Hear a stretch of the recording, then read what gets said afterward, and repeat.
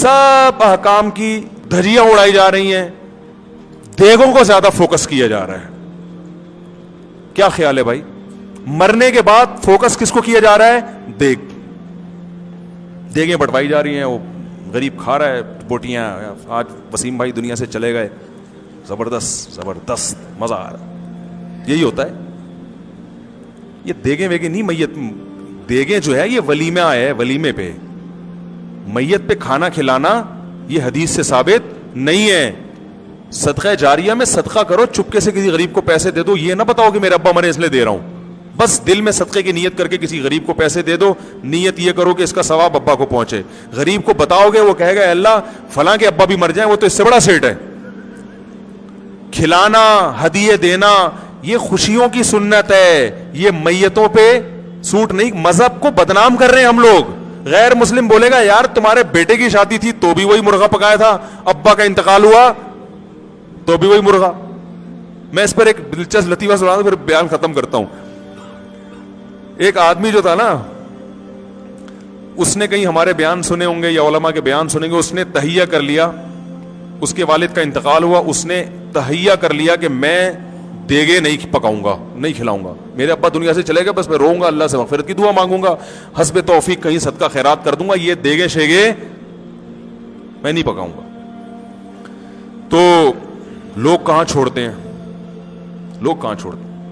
لوگوں نے اس کو تنگ کرنا شروع کر دیا, مر گیا مردود, نہ فاتحہ نہ درود, وہابڑا ہیں, یہ ہیں وہابڑے خشکے, تیرے باپ نے تیرے لیے کیا کیا تھا دنیا میں, تو اس کے لیے 6 دیگے نہیں پکا سکتا.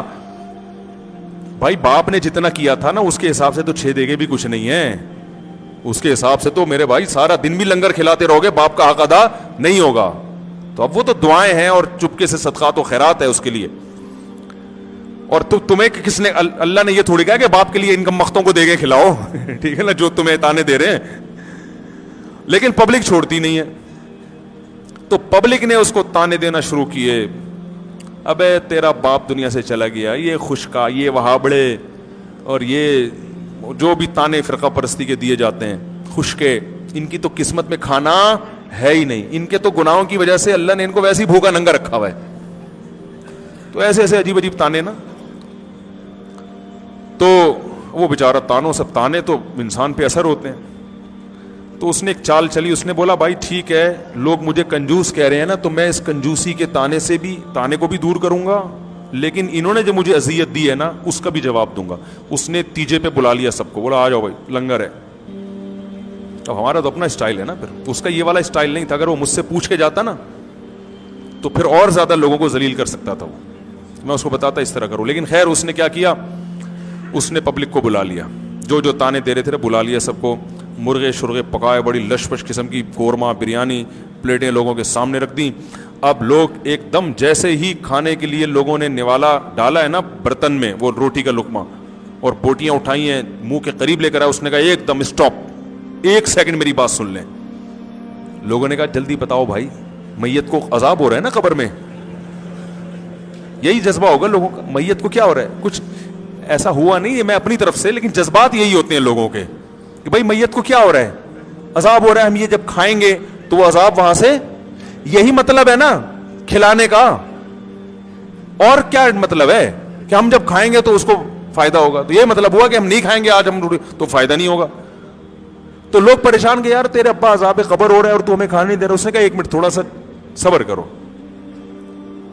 لوگوں نے کہا کیا کہہ رہے ہیں بھائی, مسئلہ یہ ہے کہ دیکھو میرے باپ کا انتقال ہو گیا, باپ سے کس کو محبت نہیں ہوتی, تو میرے منہ میں تو دال کا نوالا نہیں اتر رہا غم سے. جس کی میت ہوتی ہے نا بیچارہ دال نہیں کھا سکتا, میرے منہ میں تو دال کا نوالا نہیں اتر رہا غم سے, میری یہ شدت ہے. اور تم کمبختو میرے گھر میں مرغے کھانے کے لیے آ گئے ہو, تمہیں شرم نہیں آتی, چلو بسم اللہ کرو, چلو کھاؤ. لوگوں نے کہا کمبخت اب ہمیں کھانے کے قابل. دوبارہ سناتا ہوں, دوبارہ. یہی ہوتا ہے جب آپ کسی کی میت پہ دیکھ پکائیں نا تو بالکل اسی طرح اسٹائل میں کہا کریں ان کو, بالکل یہی اسٹائل ہونا چاہیے. بلکہ ایک اور موقع پہ یہ اسٹائل ہونا چاہیے, وہ بھی میں بتا رہا ہوں. یہ پھر میں نے نسخہ ہر جگہ فٹ کیا ہے. تو اس نے کہا کہ بوٹیاں اس منہ کے قریب, ٹھیک ہے نا, بالکل منہ کے قریب ہے بوٹیاں, اور ابھی منہ میں ڈالنے والے ہیں. کہہ رہے ایک منٹ رکو, کہہ بھائی کیا مسئلہ ہے؟ کہہ رہے بھائی مسئلہ یہ ہے کہ میرے باپ کا انتقال ہو گیا, غم سے میری حالت نڈھال, میرے گھر میں رونا دھونا چل رہا ہے, مجھ سے تو مسور کی دال بھی حلق میں نہیں اتر رہی, اور تم میرے گھر بیٹھ کے مرغے کھانے آ گئے ہو, تمہیں شرم نہیں آتی؟ چلو بسم اللہ کرو, کھاؤ. ہمارے حضرت یہ واقعہ بیان کر کے فرمایا کرتے تھے اس زمانے میں لوگوں میں تھوڑی سی غیرت تھی تو وہ رک گئے کہ یار کمبخت تو نے ہمیں کھانے کے قابل چھوڑا کا ہے. فرمایا آج اگر کوئی ایسا کرے لوگ کہیں گے تو جو مرضی کہہ دے ہمیں, ہم کھائے بغیر نہیں جائیں گے. سمجھ رہے؟ فرمایا کہ اگر وہ روکنے کے بجائے جا کے لوگوں کے منہ سے نوالا چھیننا شروع کر دے, لوگ انگلیاں چبا کے کھا جائیں گے یہ سالے ثواب کے لیے, کہیں گے کوئی بات نہیں یہ بھی سنت ہے, کھا جاؤ اس, انگلیاں چبا کے کھا جائیں گے, وہ چھوڑیں گے نہیں, وہ کہیں گے بھائی کوئی مسئلہ نہیں. پھر ہمارے ساتھ واقعہ سناتے تھے کہ ایک آدمی کی عادت تھی کہ وہ کوئی بھی نہاری کھا رہا ہوتا تھا نا بنس روڈ میں, وہ بڑی مشہور نہاری تھی بنس روڈ کی, اب بھی ہے, تو وہاں سے نہاری پورے کراچی میں اس بہت زیادہ پھیلی ہے, تو وہ بچپن میں وہ بڑی مشہور تھی. تو حضرت فرماتے تھے جو بھی نہاری کھا رہا ہوتا تھا ایک بندہ جاتا تھا اس کو تھوڑا سا نا وہاں ساتھ بیٹھ کے تھوڑا سا اس کی پلیٹ میں نیمبو ڈال دیا اپنی طرف سے لیمو, تو انسان پھر اب آپ نے کسی کا اکرام کیا ہو, تھوڑا سا نیمبو نچوڑ دیا ہو, تو اگلا پھر مروت میں آتا ہے, وہ کہتے ہیں چلیں جی بسم اللہ کریں آپ بھی کھا لیں, تو کہتے ہیں چلو میں نے نیمبو بھی ڈال دیا تو میں بھی کھا لیتا ہوں. تو وہ اکثر یہ کیا کرتا تھا کہ جا کے نیمبو نچوڑتا اور ساتھ میں کھانے میں شریک ہو جاتا. لوگ مروت میں شرم نے منع نہیں کر پاتے تھے. ایک دن ایک آدمی نے کہا اس کو میں تھپڑ لگاؤں گا نا, یہ میرے ساتھ ہی حرکت کرے گا. تو اس نے نیمبو نچوڑا ہے اور جیسے ہی کھانا شروع کیا اس نے کھینچ کے ایک تھپڑ لگایا. تو یہ کہتے ہیں میری ماں بھی مجھے ایسی تھپڑ مار مار کے کھلایا کرتی تھی, کوئی بات نہیں اور مار, ٹھیک ہے نا. تو غیرت جب بالکل ختم ہو جائے تو پھر کوئی دلیل اثر نہیں کرتی.